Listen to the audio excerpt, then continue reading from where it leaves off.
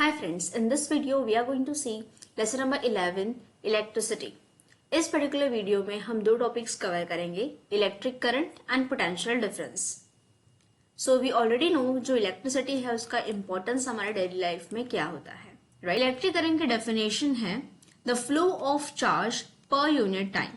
तो अगर हम डेफिनेशन के हिसाब से जाए तो the amount of charge that is flowing through a particular area in unit time, उसको हम कहते हैं इलेक्ट्रिक करंट.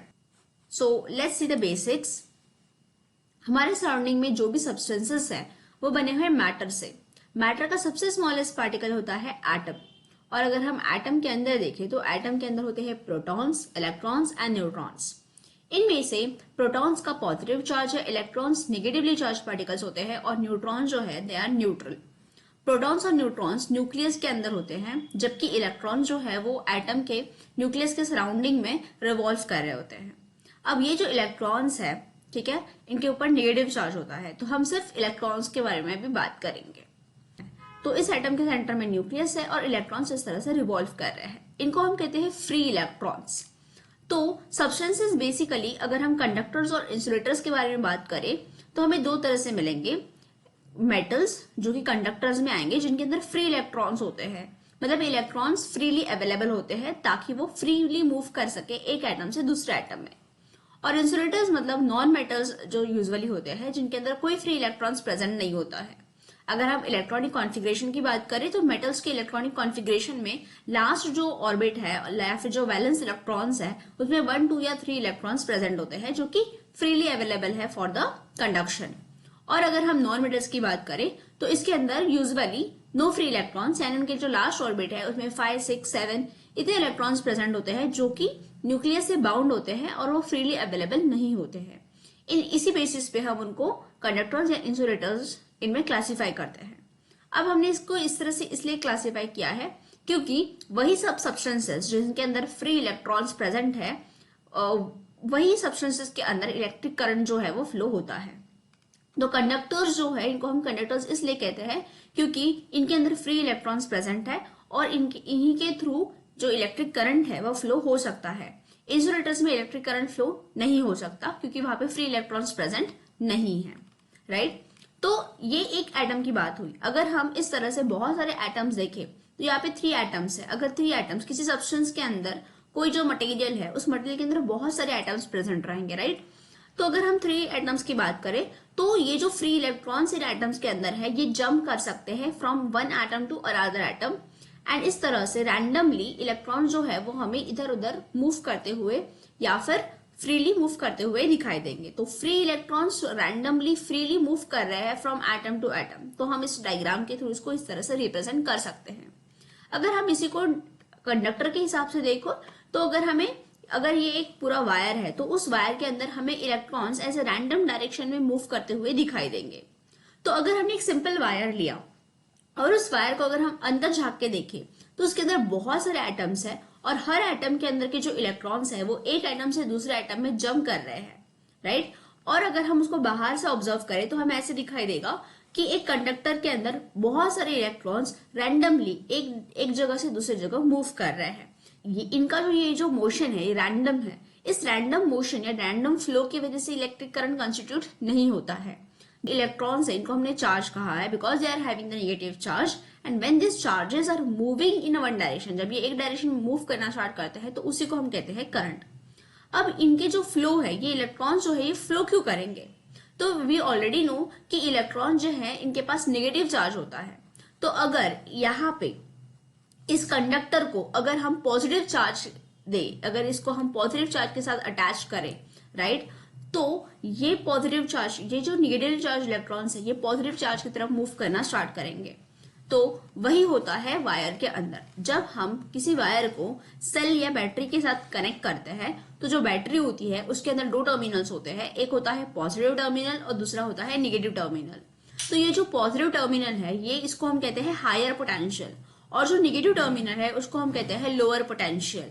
तो जो हायर पोटेंशियल है वहां पे पूरे जो नेगेटिवली चार्ज इलेक्ट्रॉन्स है, क्योंकि ये पॉजिटिवली चार्ज होता है तो negatively charge electrons positive charge की तरफ मूव करना स्टार्ट करेंगे और जैसे हम बैटरी या सेल को वायर के साथ अटैच करते हैं तो सभी के जो रैंडम डायरेक्शन में फ्लो होने वाले इलेक्ट्रॉन्स थे उनको एक पुश मिलता है, जिसकी वजह से इलेक्ट्रॉन्स जो है वो एक डायरेक्शन में फ्लो करना स्टार्ट करते हैं। ये पुश क्यों मिल रहा है? क्योंकि हमें पता है इलेक्ट्रॉन्स के पास नेगेटिव चार्ज है और जो बैटरी है उसका जो नेगेटिव टर्मिनल है वो नेगेटिव टर्मिनल इस इलेक्ट्रॉन्स के नेगेटिव चार्ज के साथ एक दूसरे को रिपेल करेगा और जो बैटरी का दूसरा पॉजिटिव साइड है वो इन्हीं इलेक्ट्रॉन्स को अपनी तरफ अट्रैक्ट करेगा। तो इस अट्रैक्शन की वजह से और इस रिपल्शन की वजह से इलेक्ट्रॉन जो है वो एक डायरेक्शन में फ्लो करना स्टार्ट करेंगे। इसको हम कहते हैं फ्लो ऑफ इलेक्ट्रॉन्स। एंड जो करंट है वो बिल्कुल इसके अपोजिट डायरेक्शन में फ्लो करता है। तो electrons are moving in a positive direction, that is a flow of charge per unit time is nothing but the current. लेकिन जो डायरेक्शन ऑफ करंट है वो हम लिखते हैं फ्रॉम पॉजिटिव टू नेगेटिव। इसके पीछे का रीजन ये है क्योंकि जब करंट के डेफिनेशन हमने डिस्कवर किया था तब इलेक्ट्रॉन्स की डिस्कवरी नहीं हुई थी। तो तब साइंटिस्ट लोग ये कहते थे कि जो चार्ज है, ठीक है, वह हमेशा पॉजिटिव से नेगेटिव जाता है।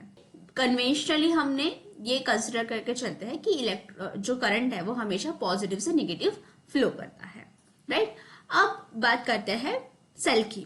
तो सेल क्या प्रोवाइड कर रहा है? सेल प्रोवाइड कर रहा है पोटेंशियल डिफरेंस, मतलब हायर पोटेंशियल और नेगेटिव यानी लोअर पोटेंशियल के बीच का डिफरेंस है। ये कैसे आया?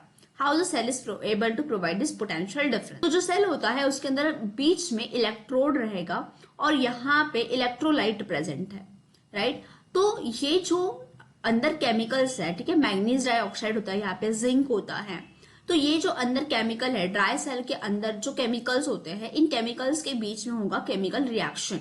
उन केमिकल रिएक्शन की वजह से जो इलेक्ट्रॉन यहाँ पे जो चार्जेस बनेंगे, जो आयंस बनेंगे, पॉजिटिव और नेगेटिव आयंस, वो मूव करेंगे towards the positive. The charges are moving here, like for example if the 2+ ions are there, जो positive ions है, they are moving towards this electrode, and जो negative ions है, they are moving at this another end.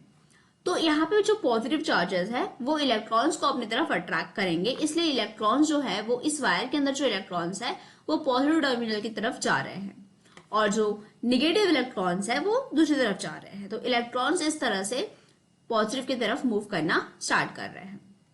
Now ये जो cell है, cell का main काम होता है इलेक्ट्रॉन्स को एक पोटेंशियल से, मतलब इस पर्टिकुलर पॉइंट से दूसरे पर्टिकुलर पॉइंट तक भेजना, और इसको करने के लिए it is performing the work.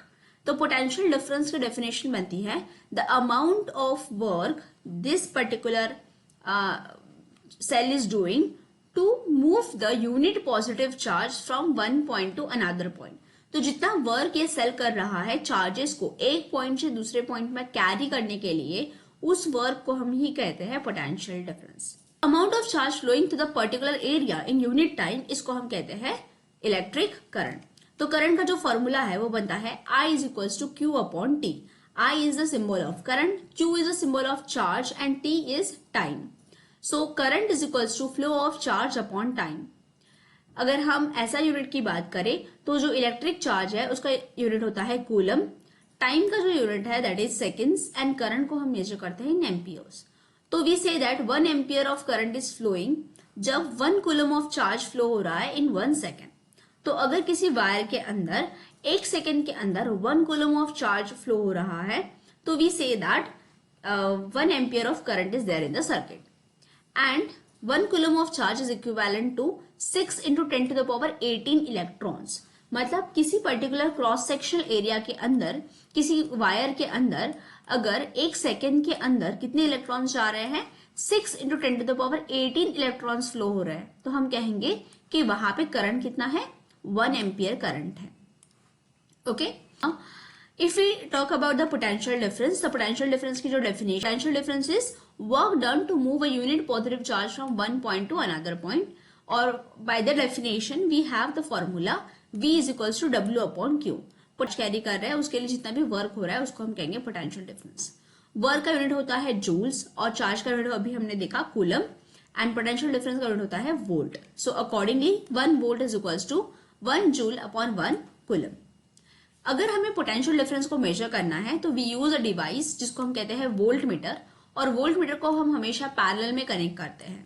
जबकि अगर हमें करंट को मेजर करना है तो करंट को मेजर करने के लिए हम एमीटर यूज करते हैं, जिसका सिंबल कुछ इस तरह से होता है।